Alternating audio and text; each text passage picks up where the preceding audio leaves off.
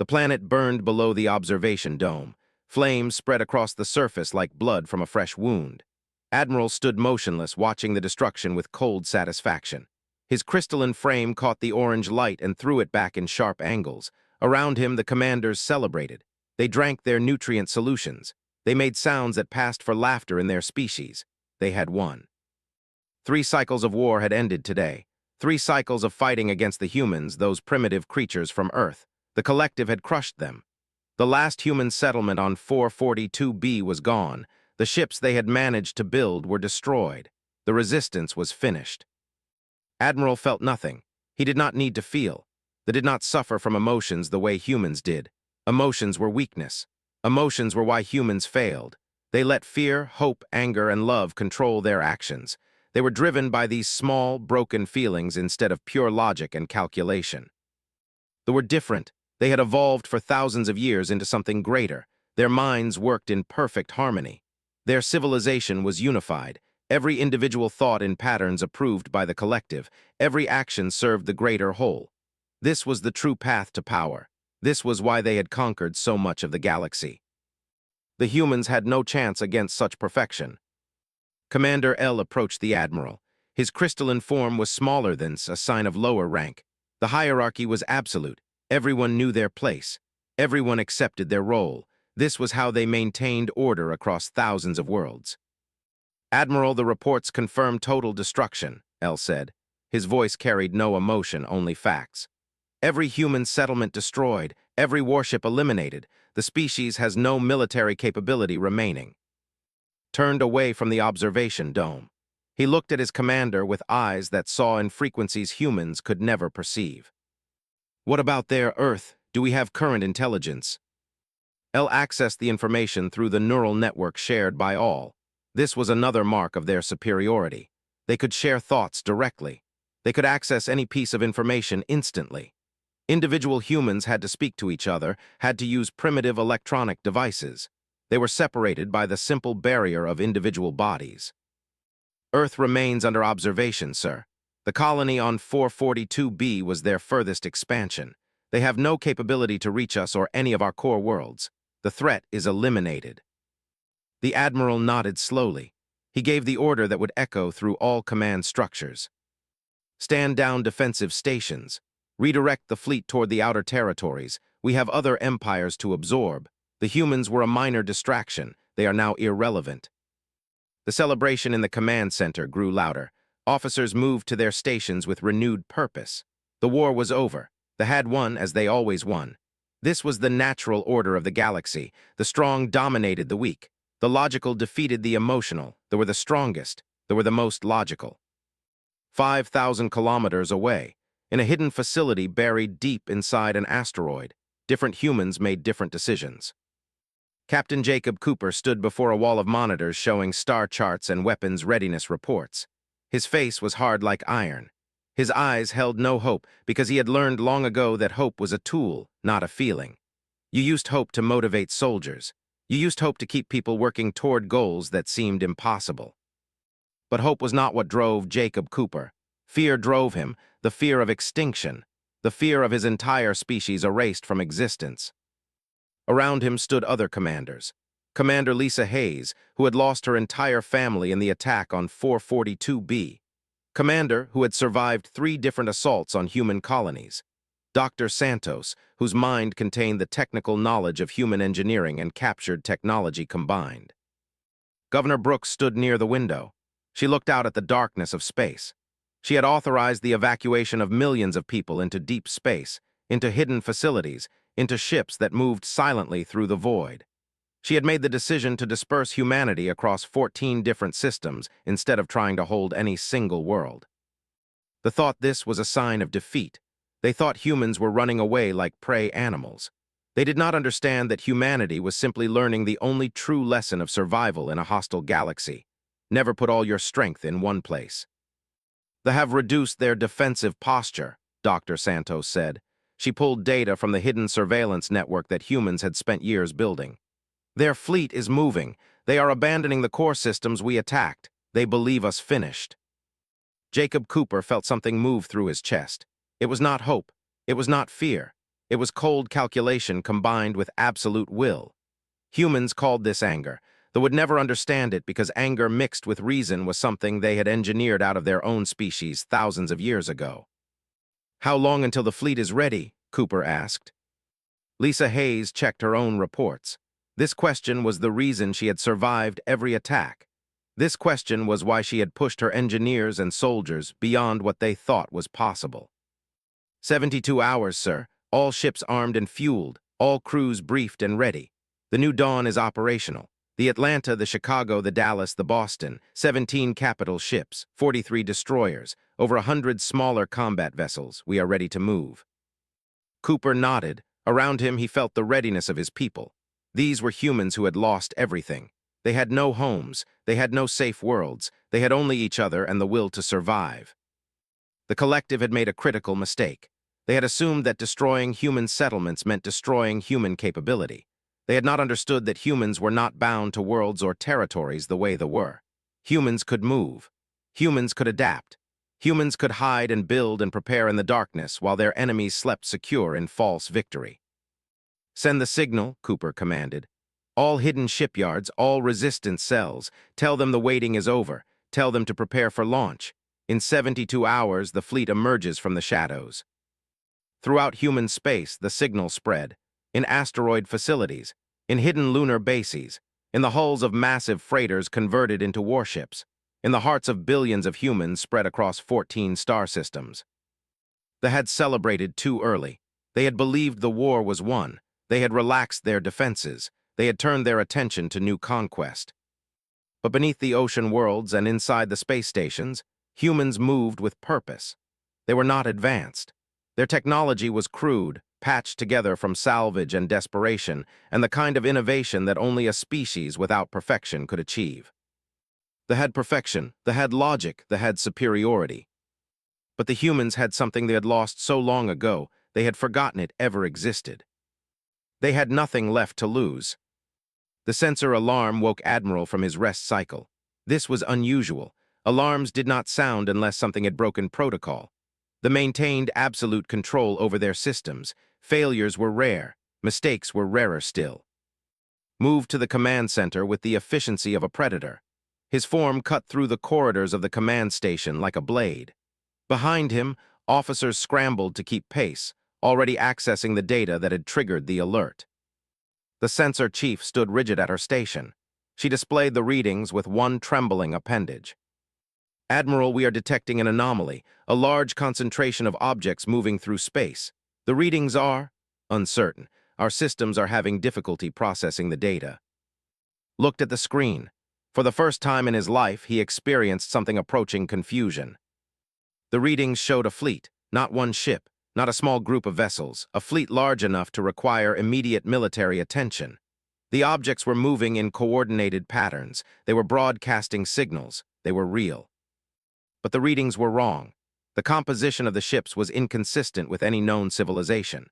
The propulsion signatures were crude and inefficient. The armor composition was irregular. No advanced species would build warships this way. No advanced civilization would allow such variance in their military hardware. "Identify the origin," commanded. Technicians worked frantically. The collective processed information faster than almost any other species in the galaxy. But even for identifying a fleet of this size was not instant. It required analysis. It required cross-referencing with known threat databases. The answer took 3 minutes to confirm. 3 minutes felt like an eternity in military command. "Admiral, the signatures match human construction protocols. The fleet is human." The silence in the command center was complete. Officers froze in place. The concept did not align with what they knew. Humans were extinct. Humans were irrelevant. Humans could not have built this. Felt the first touch of something he had not experienced in centuries. Fear. He suppressed it immediately. Fear was a tool to be used, not experienced. It was a weakness to be controlled. "Send all available information to Fleet Command. Alert the defense stations. I want hourly position reports on this anomaly." He turned away from the sensors. His mind was already calculating probabilities. If humans had survived, where had they hidden? How had they built warships? What technologies had they managed to develop? And most importantly, why were they moving towards space? In the depths of space, Captain Jacob Cooper stood on the bridge of the New Dawn. The carrier ship was the largest vessel in the human fleet, built from the recycled frame of a merchant vessel and equipped with human weapons systems that would have seemed like jokes to any technician. The guns were energy weapons harvested from salvage. The armor was composite materials layered in ways no designer would ever consider. The ship should have been useless. But it was human. Lisa Hayes stood at the tactical station, watching the sensor readouts with absolute focus. She had lived her entire adult life preparing for this moment. Every simulation, every training exercise, every day of work in the hidden shipyards had been leading here. "Contact with defensive stations," she reported. "Multiple alert signals. They are moving to yellow status. I estimate red alert in approximately 4 hours." Was at the helm, his hands steady on the controls. He had survived more combat than any human alive. He had learned the patterns through repeated engagement and study. Commanders were logical. They were predictable. They relied on protocols that never changed.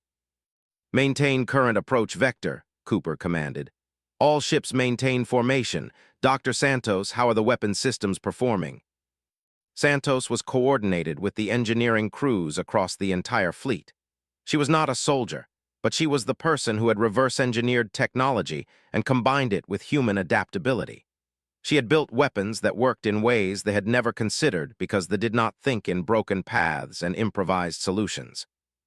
"All systems nominal, Captain. Power output is at maximum stable levels. The hybrid fusion generators are holding. All weapon systems report ready status." Cooper nodded. His mind was clear. Around him, he felt the concentration of his people. These were not troops with doubt. These were humans who had lost everything and now had one chance to strike back.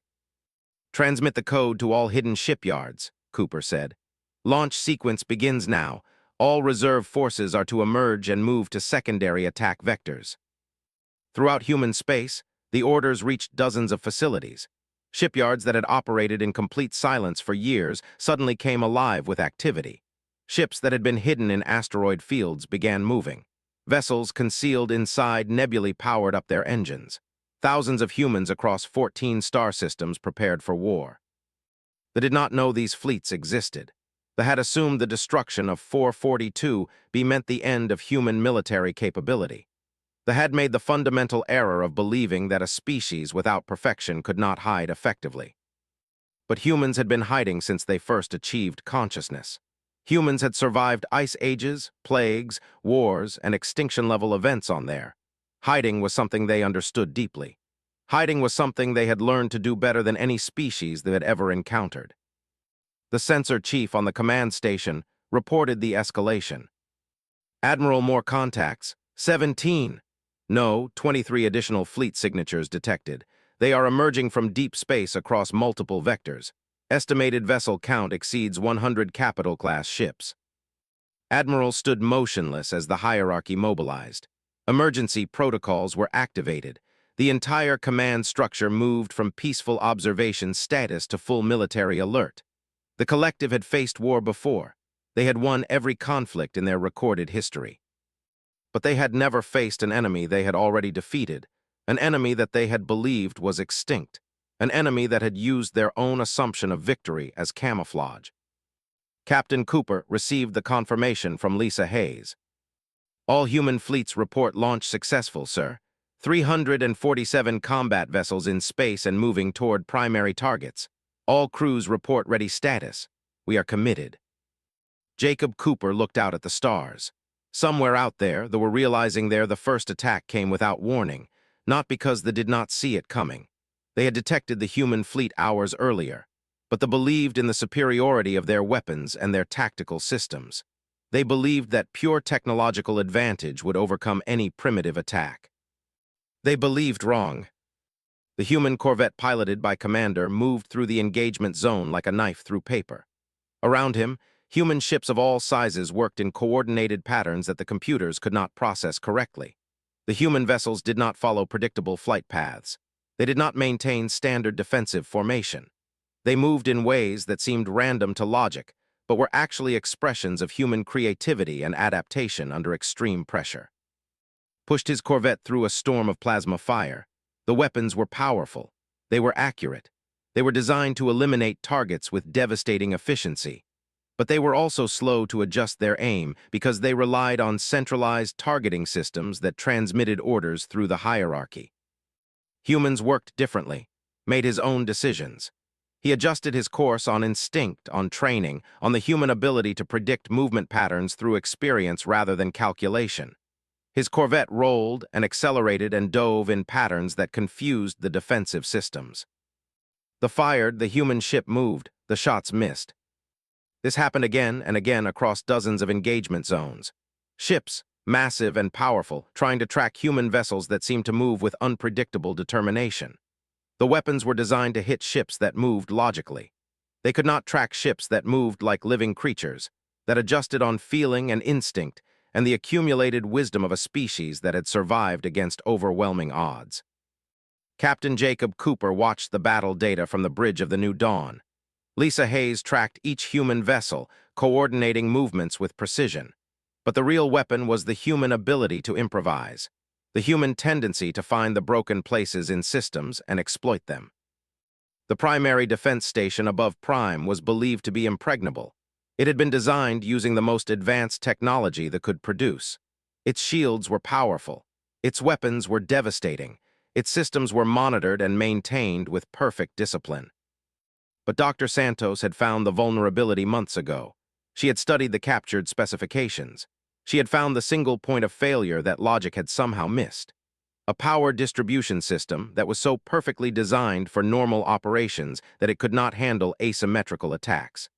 A weakness that existed precisely because the believed in perfection. The human attack on the station did not come from direct assault. It came from coordinated strikes against specific systems.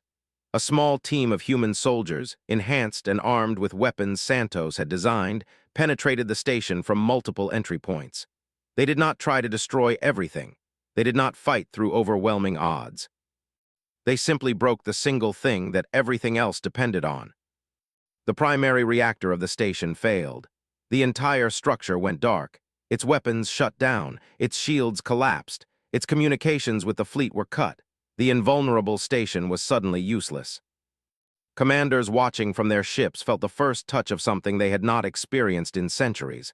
They felt the emotion that preceded defeat. They felt doubt.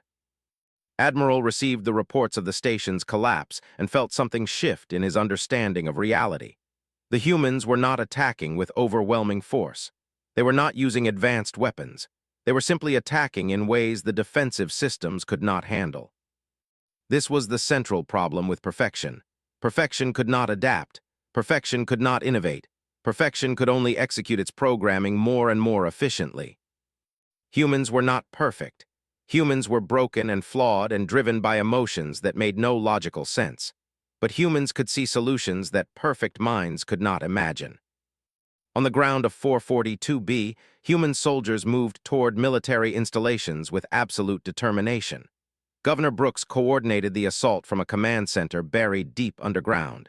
She had lost colleagues and friends in the attacks. She had ordered thousands into evacuation. She had made the hard choices that kept her species alive. Now she made the choice to strike back. The forces on the ground were superior in technology and number, but they were not adapted to the harsh conditions of 442B. The humans had evolved on Earth, a world that tried to kill everything living on it. They had learned to survive heat and cold and pressure that would destroy most species. They had learned that you did not need to win perfectly. You only needed to keep moving forward. The human assault groups moved through defenses with casualties they could accept. Some of them died. This was acceptable in a war for extinction. If humanity failed, billions would die. If thousands died in this assault, that was a trade the leadership was willing to make. The forces began to retreat. This was the correct logical decision. Staying in position meant continuing casualties. Retreating meant they could regroup and respond with the full force of the fleet. But they did not understand that humans had already planned for the retreat. Human forces controlled the space above 442B. As the forces tried to withdraw to their ships, they found those ships unable to land. The human fleet had achieved space superiority. The forces on the ground were trapped. They could surrender or die. Some chose to fight. Human weapons systems cut through their superior armor. Human soldiers moved forward with a kind of cold fury that came from species that had nothing left to lose. Piloted his corvette in a deadly dance with 3 destroyers. The destroyers were individually superior to his ship, but he was not fighting with them individually. He was fighting with the knowledge that other human pilots were also in combat. He was fighting with the understanding that coordinated human effort could overcome technological advantage. He moved his corvette toward a gravity well. The destroyers followed, maintaining their attack. Knew their systems would predict his trajectory. He knew they would calculate where he was going. He went somewhere else. His hands moved on the controls with the precision of someone trained by desperation. The corvette pulled up and away, moving in a direction that required specific knowledge of the ship's capabilities. The destroyers could not follow. Their systems calculated that the maneuver was impossible. Their ships could not move that way. But human ships could, because humans had learned to build machines that could fail in interesting ways, machines that could do things that no logical design would ever permit. His corvette moved behind one of the destroyers. His weapons, crude and inefficient by standards, fired directly into the destroyer's engine compartment. The human weapon was designed to exploit a weakness in technology that Santos had discovered years ago. The destroyer's reactor failed. The ship lost power. It drifted in space, useless. One by one, the advantages began to collapse, not because human weapons were superior, not because human strategy was perfect, but because humans could adapt and improvise and find the broken places in systems and make them work in their favor. By the end of the first major engagement, the fleet had lost 17 capital ships. Human losses were 33 vessels. The numbers seemed to favor but they had not experienced significant losses in 400 years. Their military infrastructure had atrophied. Their commanders had no training in how to respond to defeat. Their hierarchy made decisions slowly because every decision had to be approved and processed through layers of command. Humans made decisions instantly. Humans adapted on the fly. Humans accepted casualties and kept moving forward because the alternative was extinction. Admiral understood finally that the war was not unfolding according to doctrine. This Admiral made a decision that would define the end of the era. It was a decision born from desperation and failure and the collapse of everything they had believed about themselves. He activated the Devastation Protocol. The collective had created weapons designed to end conflicts completely. These weapons did not destroy individual ships or structures. They destroyed entire worlds. They rendered planets uninhabitable. They killed everything on them. They were weapons of absolute destruction meant to deny victory to any enemy that would cost you everything to defeat. 3 stellar weapons moved into position. They were aimed at the human colony worlds where the human civilians had taken refuge. Millions of humans lived on those worlds. Families, children, people who had done nothing to the except exist as a competing species. Captain Jacob Cooper received the warning from his sensors. His tactical officers reported the data simultaneously. They were not targeting the human military, they were targeting the civilian populations. Lisa Hayes looked at her captain. She was a soldier. She understood that war meant difficult choices. She understood that sometimes you had to accept casualties, but this was different. This was not the casualties of war. This was extinction. This was the choosing to destroy an entire civilization rather than face defeat. "What are your orders, sir?" she asked. Cooper looked at the data on his screen. The math was simple and brutal. The human fleet could not defend the colony worlds and maintain their attack on space. If they spread their forces thin, the fleet would destroy them. If they maintained their attack, the devastation weapons would fire. One tactical officer, a human named Robert Hayes, made the obvious recommendation. "Sir, we should concentrate fire on the weapons platforms. If we eliminate the devastation systems before they fire, we save ourselves and the colonies. The military advantage is secondary." It was logical. It was the choice that a species focused on survival would make. The human military forces were the key to human survival. Sacrifice the civilians to save the military. Sacrifice the weak to preserve the strong. It was the way. It was the way of almost every advanced civilization in the galaxy. Captain Jacob Cooper thought of his own family, dead on 442B during the first assault. He thought of Lisa Hayes and the millions of family members she had lost. He thought of all the humans who had died already in this war for existence. He gave an order that would be remembered forever in human history. All human forces, new orders, moved to intercept vectors between the devastation weapons and the colony worlds. Position every ship between the incoming fire and our people. I repeat, place every human warship between those weapons and our colonies. Accept incoming fire. Absorb the weapons strikes. Protect our people. The silence on the bridge of the new dawn was complete. At the helm did not question the order. Lisa Hayes did not suggest alternatives. Dr. Santos, monitoring the fleet systems, simply confirmed receipt of the command. They were humans. They understood what this order meant. It meant most of them would die. It meant the human military would be decimated. It meant the ones who survived would be few. But it meant the colonies would be protected. It meant the civilians would live. It meant that humanity would choose to die to protect its own. The human fleet moved. Ships that had fought and bled and survived against overwhelming odds accelerated directly into the path of the incoming devastation weapons. They positioned themselves between their own people and the weapons that would destroy everything. The weapons fired. The energy release was catastrophic. It was designed to destroy worlds. Instead, it hit human warships. The energy spread across human armor. The shielding held. Then it failed. Compartments depressurized. The vacuum of space flooded into dying ships. Thousands of humans died in the seconds it took for the devastation energy to punch through their vessels. But the weapons did not reach the colony worlds. The human ships had absorbed the fire meant for civilians. Admiral watched the energy release from his command station. He saw the human warships light up and die, one by one, absorbing the devastation fire. He calculated the numbers. Thousands of human military personnel were choosing to die rather than let their civilians be destroyed. The concept did not compute in his mind. They were unified, they worked as one. They would never choose individual death to protect others. Individual were replaceable. The collective was what mattered. Sacrificing an individual for the collective was correct. Sacrificing yourself for other individuals who could survive without you was irrational. But humans were not unified. Humans were broken into billions of individuals, each one claiming equal value, each one believing that they had obligation to protect others. Humans had built their entire civilization on the concept that individuals mattering was more important than efficiency. Felt something shift in his consciousness. It was not pain, they did not feel pain, but it was something close. It was the collapse of certainty. It was the failure of logic to explain what he was seeing. The remaining human forces did not flee. The crews of the ships that had absorbed the devastation fire did not abandon their comrades. The human fleet regrouped. Human medical personnel worked frantically to rescue survivors from the damaged vessels. The humans did not make the logical choice to leave the dead behind. They did not prioritize efficiency. They risked more lives to save lives that had already been damaged. Captain Cooper stood on the bridge of the New Dawn, watching the casualty reports come in. 67% of the human fleet was damaged. 40% of the human military personnel were dead or dying. The New Dawn itself had taken hits that compromised structural integrity.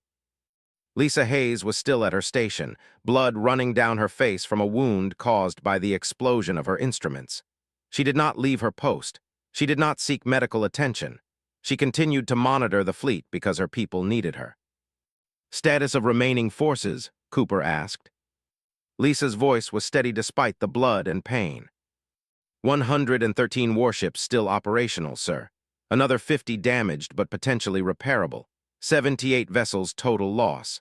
Casualty count is approximately 40,000 dead, 30,000 wounded. We still have combat capability. Cooper looked at the data. The human fleet was devastated. Any reasonable military would retreat. Any logical command structure would fall back to regroup and reinforce. But the human fleet did not retreat. The remaining human warships turned back towards space. They did not attack aggressively. They did not pursue a direct assault. They simply moved forward with the determination of a species that had been pushed to the edge of extinction and refused to fall back one more time. Admiral received the report that the human fleet was continuing their advance. He received confirmation that the defense systems were unable to stop them. They had lost, but more than that, they had lost something they did not know they could lose. They had lost the belief that their way was the only way. They had lost the certainty that logic always triumphed. They had lost their belief in their own superiority. Made the decision that he had been trained never to make. He ordered the fleet to stand down. He ordered the weapons to cease firing. He ordered a ceasefire. And then he did something more shocking. He ordered a delegation to emerge and negotiate with the humans who had just defeated him. He would meet Captain Jacob Cooper face to face. He would ask the question that had broken his understanding of the galaxy. Why would any rational species choose to die protecting their own people? Captain Cooper stood in the negotiation chamber, facing Admiral across a table. The human leader was wounded. He had not sought medical attention. He had stayed on his bridge throughout the entire battle. His uniform was torn. His face showed the strain of commanding people to their deaths. Ask the question directly. Why did you place your military personnel between the weapons and your civilian population? The logical choice would have been to protect your military forces and rebuild. Your civilization could have survived. You chose the path that destroyed your military advantage. Jacob Cooper looked directly into the alien eyes. Because that is what humans are. We protect our own. We do not calculate which lives are worth more. The collective disintegrated not from military defeat, but from philosophical collapse. The news that their supreme military had been stopped by primitive humans spread through their worlds. The knowledge that their perfect logic had been outmaneuvered by emotional beings spread through their unified consciousness. The first fractures appeared within days. Individuals began to question the doctrines they had followed for thousands of years. How could their way be superior if it had failed against humans? How could their logic be perfect if it could not predict that humans would sacrifice themselves for each other? The hierarchy built on absolute obedience to central command began to crack. Without the unified certainty that had bound them together, they started to think independently. And independent thought, for a species that had eliminated individuality, was revolutionary. It was terrifying. It was the beginning of their transformation. Admiral did not fight the collapse. He understood that they could not continue as they had existed. They could not return to their old ways. They would either change or they would fade into irrelevance. Captain Jacob Cooper stood with Lisa Hayes on a command platform overlooking the planet 442b. The world was being reconstructed. Human workers and workers, for the first time, labored side by side. They had offered assistance. Cooper had accepted it. This was the path forward. The casualty reports are final, Lisa said. She was still wounded from the last battle, but she continued her duties. 43,000 human personnel confirmed dead, 37,000 still missing or unrecovered. We lost 17 capital ships permanently. Another 50 are undergoing repair. Estimated timeline for full fleet restoration is 2 years. Cooper nodded.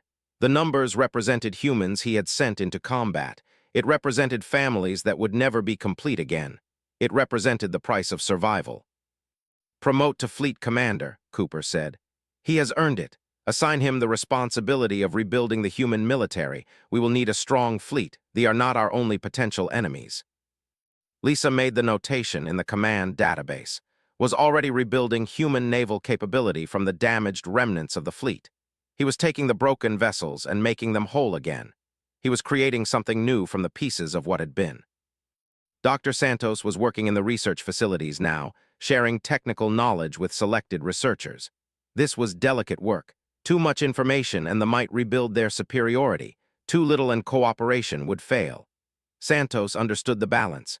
She was teaching them how to think about problems differently, how to see the value in the broken and imperfect approaches that humans used.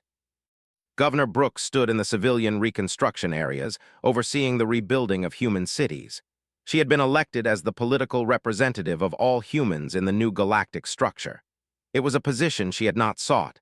It was a position she would never have wanted, but it was necessary. The treaties between humanity and though were written not in the arrogance of victory, but in the mutual recognition that two different ways of thinking could create something stronger than either could alone. The brought structure and technology and the ability to maintain vast systems. The humans brought adaptability and creativity and the willingness to take risks that logic might not suggest. In the observation dome where Admiral had celebrated the destruction of 442b, humans and stood together watching the world being restored. The dome itself was restored. The scorched landscape below was healing. New settlements were being built. Looked at Captain Cooper standing beside him. The commander had asked for permission to speak with the human captain. This was the beginning of something neither species had anticipated. "Your species is not optimal," said. "Your technology is crude, your military strategies are inefficient, your emotional responses are unpredictable." Cooper smiled slightly. They did not smile. They did not understand the expression, but Cooper was learning to explain things to beings that had eliminated emotion from their consciousness. "You are correct, Admiral. We are not optimal. We are broken in 1,000 ways, but we survived. That is what matters." Considered this, the way of thinking was beginning to change. They were learning that optimization for efficiency was not the same as optimization for survival. They were learning that sometimes the broken path led further than the straight one. "The other civilizations of the galaxy will hear about what happened here," said. "They will hear that they were defeated by humans. They will hear that our superior military was stopped by primitive warships. They will challenge us. They will seek to test our strength."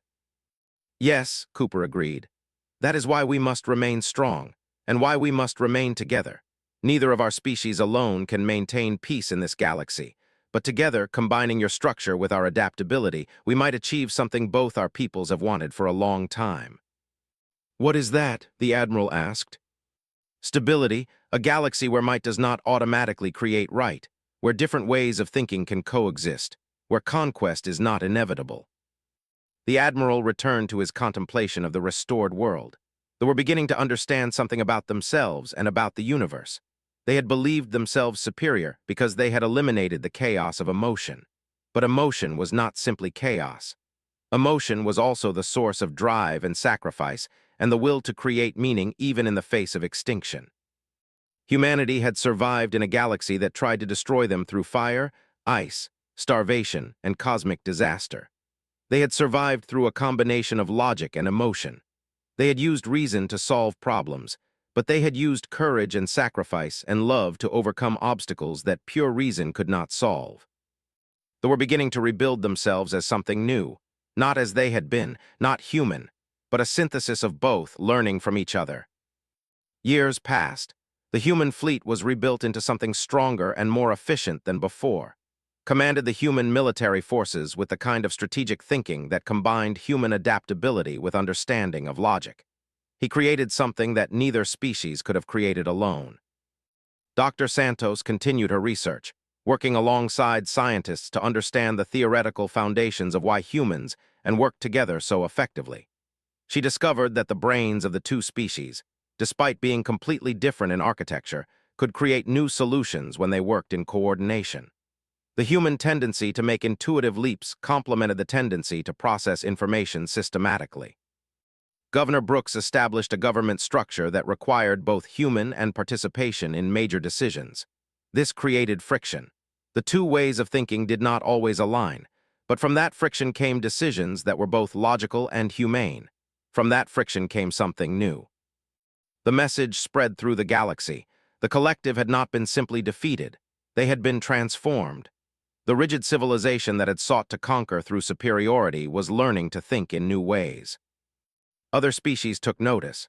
Some sought to challenge the new human alliance. Some sought to join it. The galaxy began to shift in ways that had not been possible before, when one civilization's dominance seemed inevitable.